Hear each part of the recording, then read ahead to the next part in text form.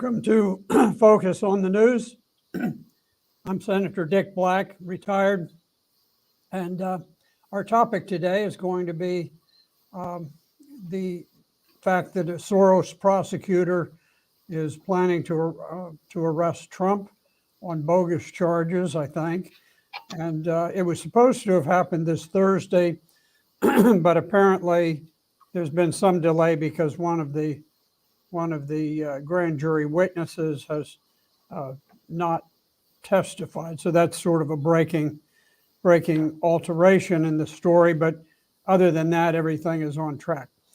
This morning, we're joined by our dear friend Janice Courtcamp, who has been a very heroic activist in trying to end the war of terrorism against the people of Syria. And unbeknownst to the American people, the United States has been waging a war together with Al Qaeda, the group that flew the jets into the Twin Towers, been waging this war in alliance with Al Qaeda since 2011. And Jan has made some very, very brave visits to Syria, and she's done wonderful things. So she's here to discuss today's topic with us. Welcome, Janice. Thank you so much for having me on, Senator. Good to see you. Well, we have this interesting situation where President Trump, former President Trump, has, this is the resurfacing of an old tabloid story where a porn star claimed that she was promised that she'd get on the this TV show that Trump was headed up if only she would sleep with him. And anyway, it's kind of a garbage tabloid thing, but we have it surfacing now where after I don't know how many years, it's been a long time. We've got a district attorney in New York who he doesn't have time to stop the epidemic of smash and grab robberies or the epidemic of violent crime, people being pushed onto the metro tracks to their death. But he's got an eye out for the injustice done to some porn star. And I just thought I'd see what your thoughts are on this. Well, it's, as you talked about, it's a pretty tawdry story. I am not a Donald J. Trump supporter. I may be the only American without Syrian roots who was in Syria near Ground Zero twice when President Trump bombed Syria on behalf of Obama's pet head shopping terrorist rebels. So I am not a fan for personal reasons. At the same time, this is so clearly a political circus show to try to prevent Donald Trump from running again, I believe. And really just kind of a disgusting political circus, a mess. I would love to see Donald Trump and many other people, from Biden to Obama to Hillary Clinton and Bill Clinton and George W. Bush and Dick Cheney, indicted for real crimes, war crimes. And in my opinion, many of them for treason against the American people. But this is clearly just what I think the word Trump used was a witch hunt. And I think that's quite obvious. It's it's I don't know if people know how much this kind of thing costs to put on these little shows for the press and the public, but they actually cost quite a bit of money to do these little stunts. Well, I would think, yes, it certainly has diverted Alvin Bragg, who is the Manhattan prosecutor, had the opportunity of being the first black prosecutor, district attorney for Manhattan, could have done really, really, extraordinary things and made a mark for himself, but instead he came right out of the box with with sort of with a mess. I mean, he got elected thanks to money from George Soros, who has been going around the country placing huge bets with his vast fortune, and he has ignited a nationwide crime wave by putting in liberal prosecutors who are against the American people, in favor of criminals, and who really are looking to break down the Western civilization, and to do it by unleashing the crime. Excuse me. So I think this Alvin Bragg, he made his debut by on day one by announcing a total change in prosecution policies, where serious crimes would no longer be prosecuted, or in some cases no bail would be required. And so he's very, very liberal guy. And that you look at the things he does prosecute, and he goes after some National Enquirer. Well, even National Enquirer would not take the story. Apparently, it was so bogus, and so I shouldn't call it a National Enquirer story. But he goes way back in time. I mean, this occurred considerably before Donald Trump was elected to office the first time, and so he goes after that. I saw also where he had gotten a grand jury indictment for a homeless man who spray painted a swastika on the side of the Wall Street Bull. Now, I know there's some people, oh my goodness, somebody is doing a hate crime against this group or that group. I got to tell you, that could have been resolved with a can of turpentine and a rag, and have one of the guards at the building go out there and spend 5 minutes. It wouldn't have taken more than 5 minutes to clean that thing off and be done with it. Instead, Alvin Bragg, he's catering to some politically correct agenda. He's got to get he got an indictment where 6 felony charges are being brought against some homeless guy who's drifting around living in cardboard boxes. He goes after this guy with a vengeance. And for what? How many people put spray paint on buildings and things? But he used the wrong speech. That's what it was. It wasn't the fact that he spray painted the bull.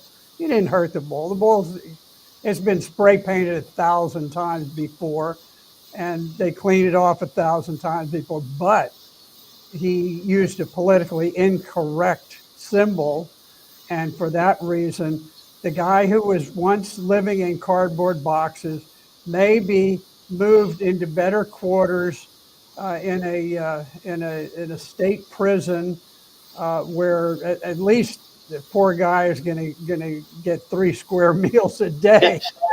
Well, isn't it ironic that it's a politically incorrect symbol, unless, of course, it's one of the hero battalions in Ukraine who are sporting it, and then all of a sudden it's a symbol of freedom and democracy, right? It is amazing. And Um, yeah, I mean, you know, if you look at Ukraine, there's a long history that kind of explains some of that, because there was no more hideous human being who ever lived than Joseph Stalin.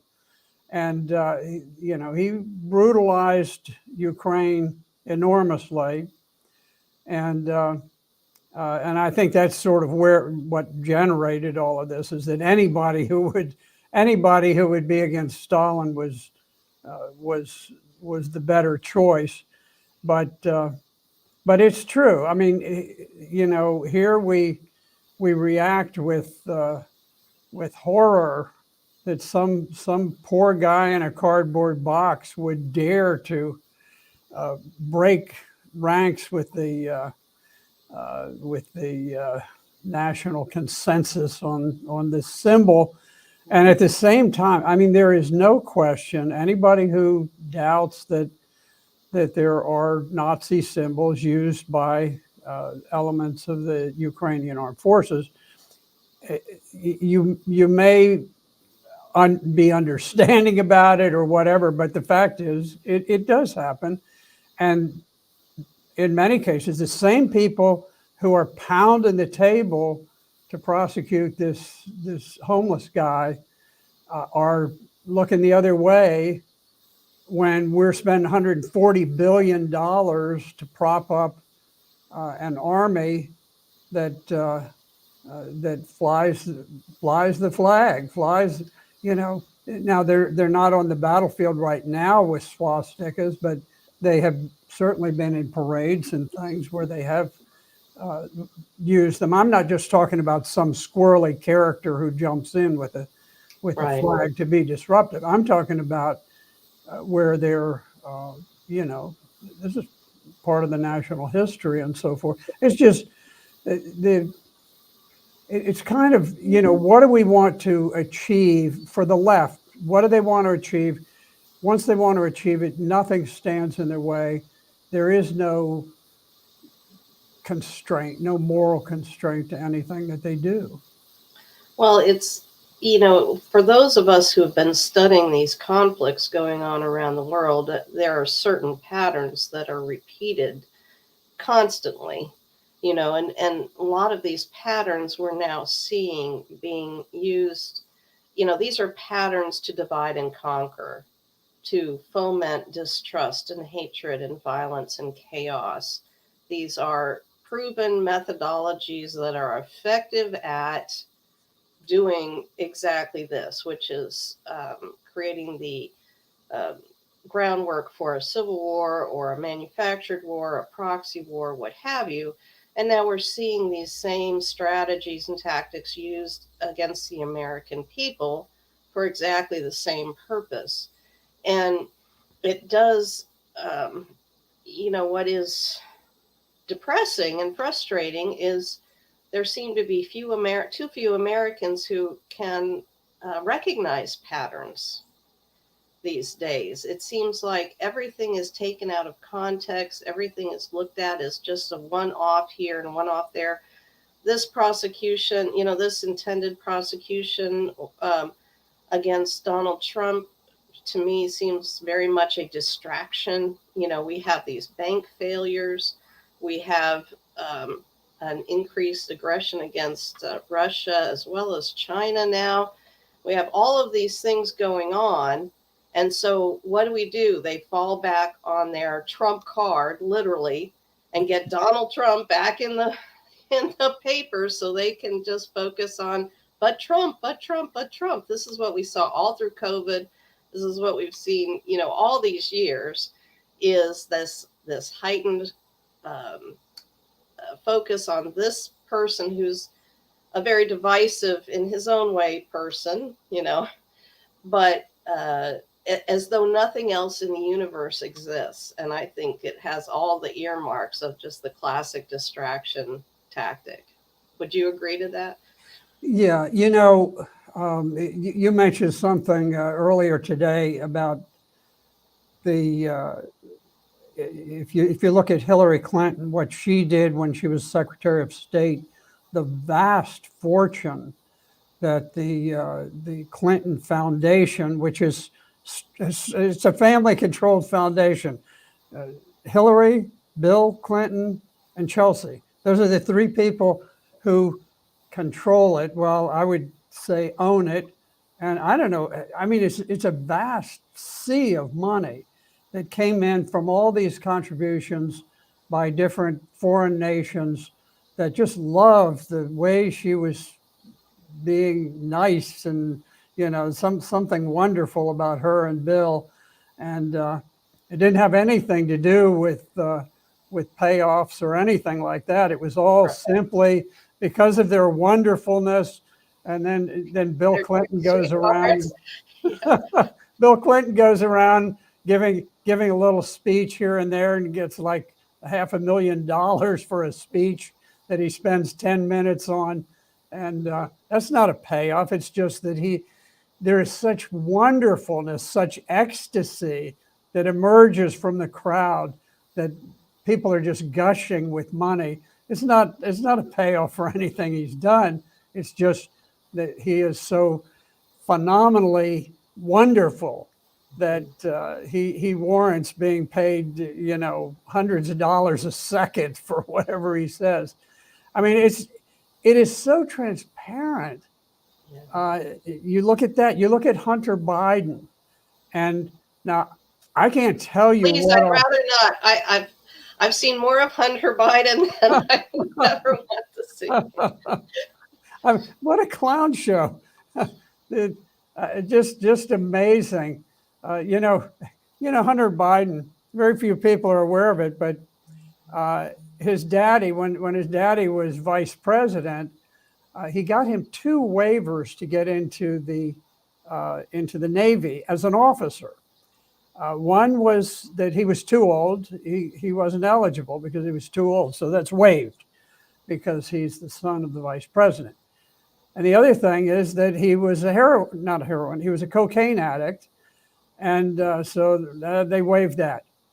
And I don't know whether he ever purchased a uniform, but he was sworn in the vice president's office by the vice president.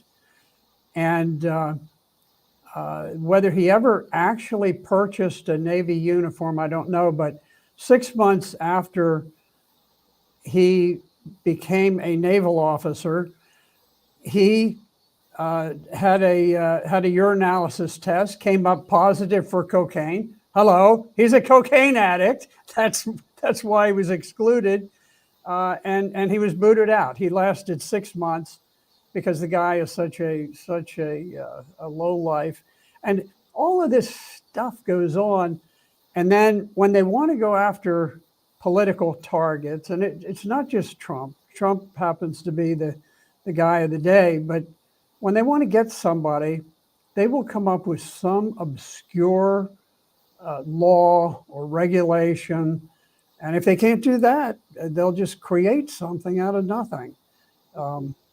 We saw that here in Virginia with Bob McDonnell, the governor. He was probably the front runner for vice presidential nomination. And this would have been under Trump when Trump was first elected. And in order to derail Bob McDonnell, who actually did a good job as a governor, he was not as conservative as I would have liked, but he was a good, solid guy. And so they came up with this very creative legal rationale for why some minor things he did were crimes. They took him through the federal courts. They bankrupted his family. They destroyed his marriage. And finally, and I had told Bob early on, I said, Bob, if this case gets to the Supreme Court, you will have sort of a bipartisan reaction from the Supreme Court justices, and they will overturn this. Bob used that discussion he and I had, and the reason I knew it is because I had represented a client that dealt with the same issue in his case. And eventually, Governor McDonald, got the case to the U.S. Supreme Court. He got a unanimous decision from the Supreme Court overturning it. Mm. So you look at it, this was a strictly political tool that was used to derail a candidate for vice president. Sure. This goes on all the time. Right. Our election system is as corrupted. I mean, we still have people in solitary confinement with no opportunity for bail under the Eighth Amendment in D.C. because they walked into the Capitol building. Many of them invited in by Capitol Police. I don't know whether that was done innocently by the Capitol Police or whether some of them may have been acting under specific instructions from on high to lure people in and then arrest them. But anyway, this so-called insurrection, the only person who was killed in this so-called insurrection was a Trump supporter who was gunned down. She was not being violent or anything, and somebody easily could have put handcuffs on her, said, look, you're under arrest, you're trespassing. But instead, it blew a hole in her neck and just killed her. This was a Capitol policeman. If that had happened anywhere in America, you'd have heard howls of protest. And so we have the weaponization of the judicial system taking place on a pretty widespread basis. Well, I think this is indicative of all our major systems. And this is my assertion when I'm talking to people, whether online or face-to-face, is that I cannot identify a single major system that is not utterly corrupted here. You know, whether it's prison and the judicial system, whether it's,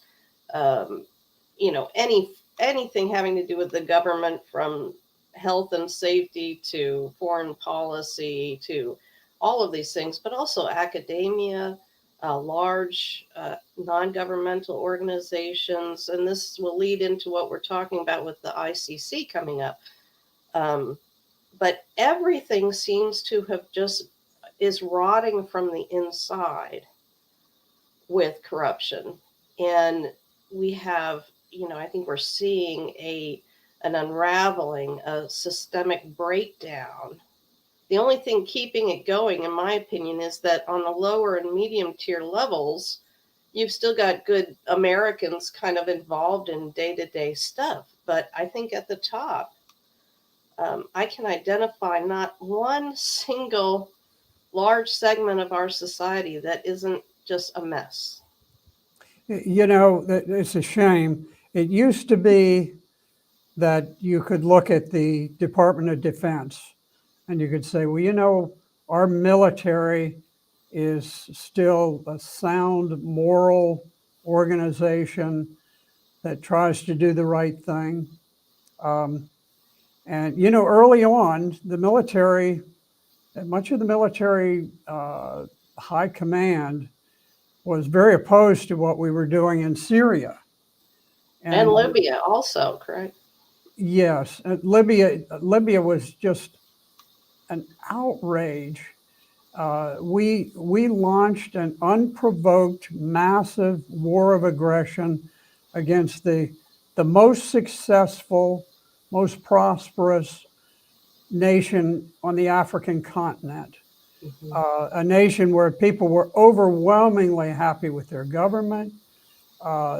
It was a socialist country that was providing housing to everyone, free education, free medical care, all of these things.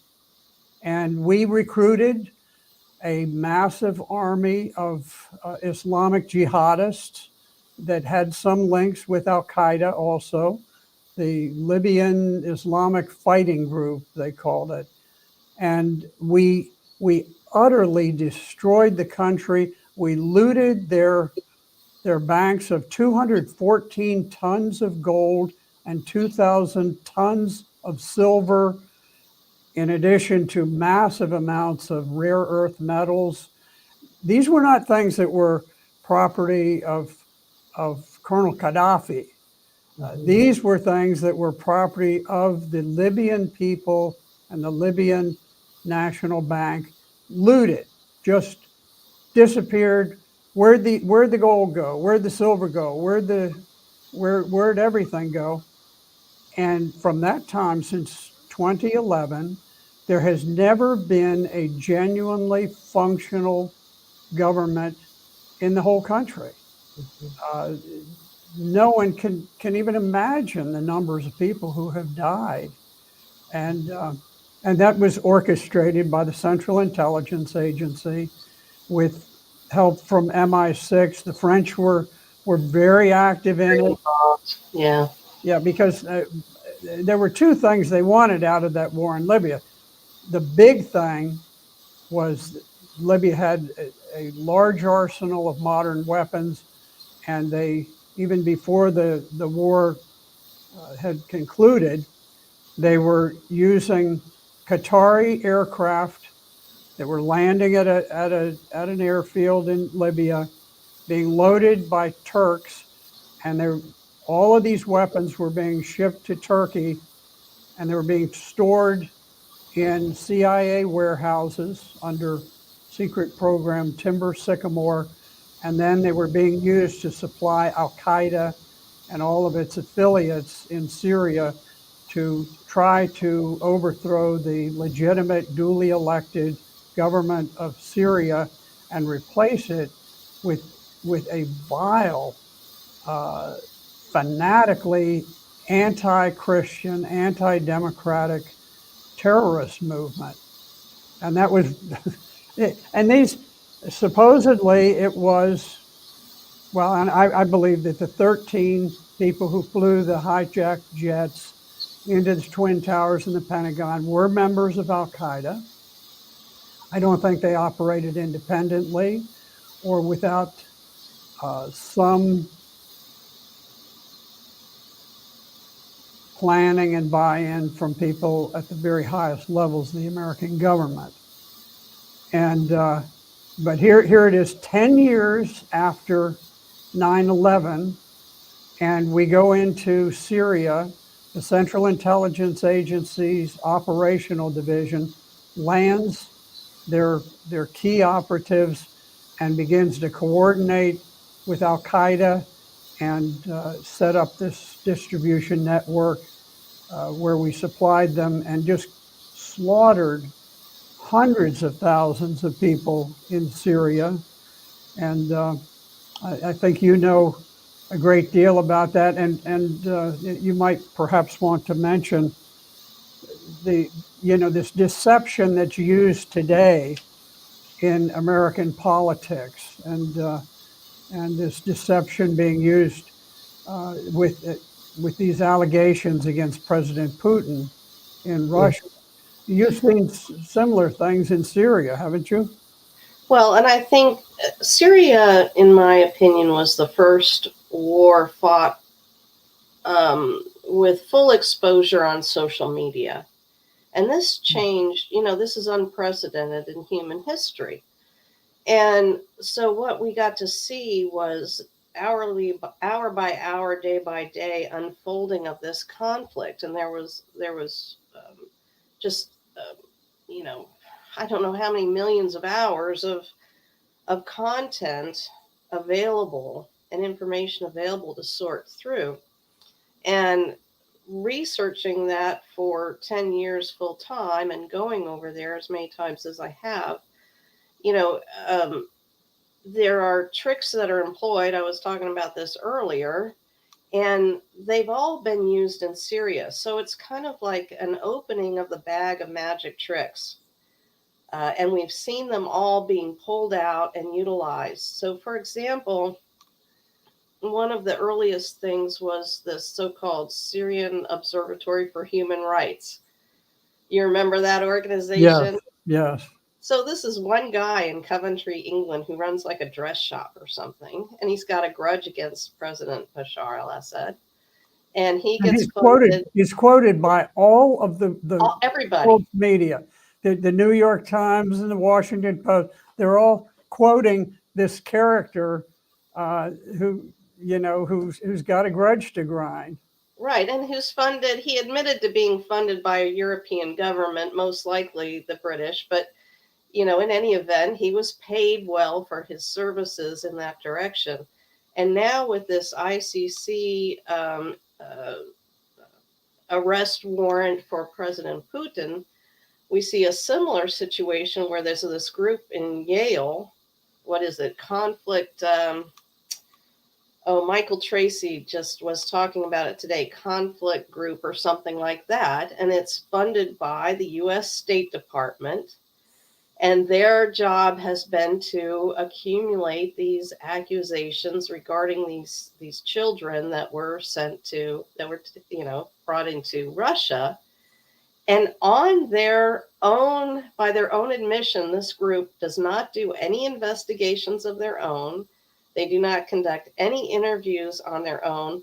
They simply take things from social media, accusations from social media, and that's how they present their case of all these horrific war crimes, this child trafficking or whatever they're accusing President Putin of.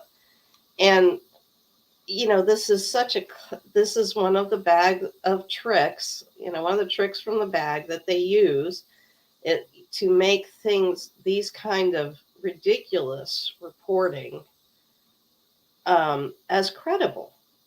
So you had the Syrian Observatory for Human Rights, and the same thing was true of the White Helmets, which is a completely fabricated organization whose sole purpose was to make Al-Qaeda look good in Syria. That was their reason for being.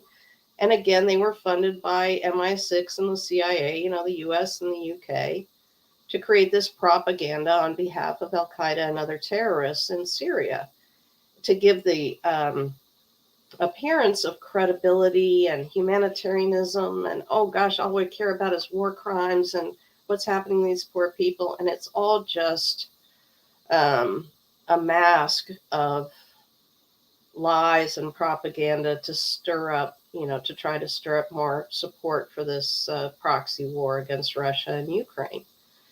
And,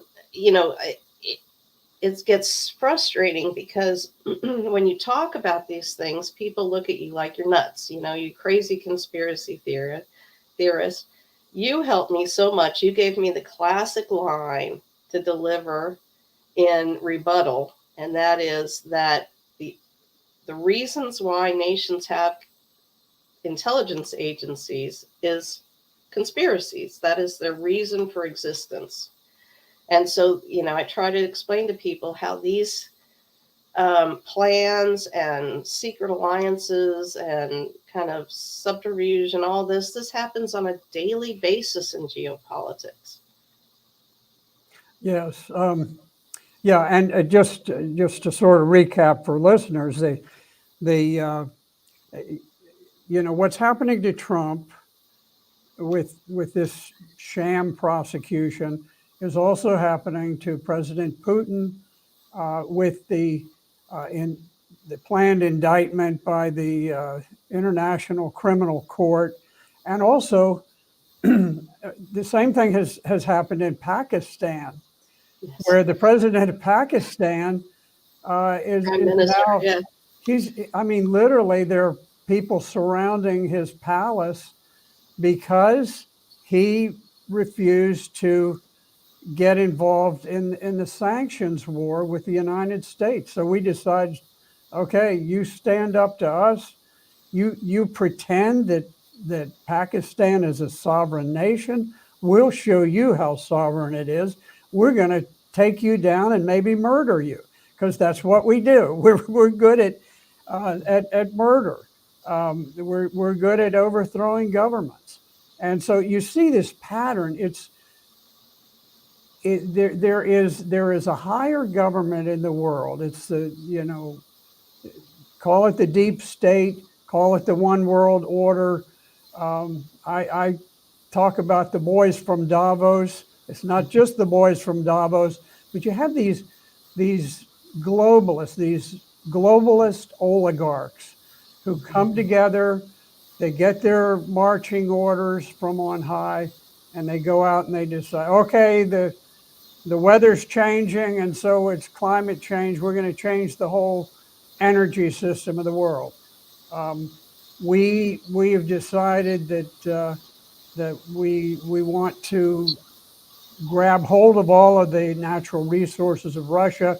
So we're going to create a war. We're going to overthrow the government of Ukraine. We're going to dump in weapons so that they can make war on Russia, and then yes, Russia did finally cross the border into Ukraine, but this was only in the 7th or 8th year of the war that Ukraine was waging against the Russian-speaking population that was on the fringes of Ukraine, and so we very conveniently ignore all of the warfare that had preceded Russia's crossing of the border, including the admission by several now, including Merkel and Macron, I believe, both, and others, that the Minsk agreements were a hoax. They were simply to buy them time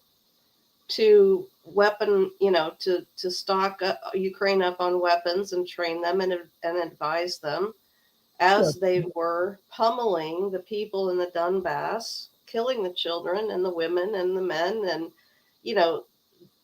this was all going on for 8 long years while Russia was negotiating in good faith and getting nowhere and getting more and more frustrated. And then, the Ukrainians were amassing a huge force to attack the East, in a major offensive. And then all of a sudden you have the born 2022 people that, oh my goodness, Russia invaded Ukraine. As though wars just pop up out of nowhere, like, ooh. Yeah, it's it is amazing the way that they can craft a narrative and mislead the people.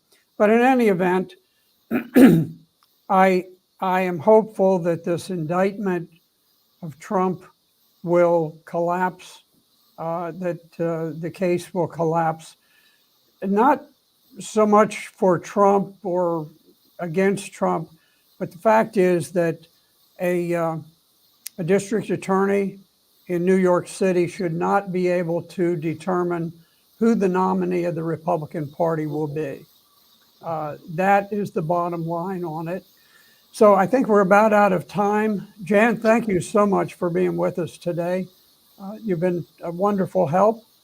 And to all of our listeners, we will see you on Wednesday.